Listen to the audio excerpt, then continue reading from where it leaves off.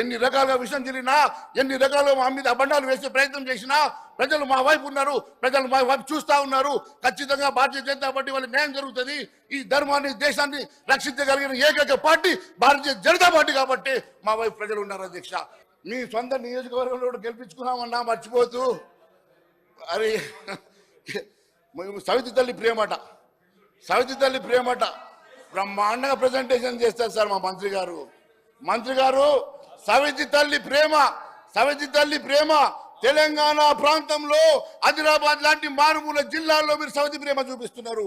మీరు కొడంగల్కి 4,000 కోట్ల రూపాయలు చూడండి. ఇక్కడ రైతు బంధుకు పైసలు లేవట, కొడంగల్కు మాత్రం 5,000 కోట్లట. రైతు బంధు ముందు ఇవ్వండి, రైతులంతా కూడా ఎదురు చూస్తా ఉన్నారు. రైతు బంధుకు డబ్బులు ఇవ్వడానికి డబ్బులు లేవట, కానీ 5,000 కోట్ల రూపాయలు కొడంగల్కి. ఇగో రేవంత్ సొంత నియోజకవర్గంలో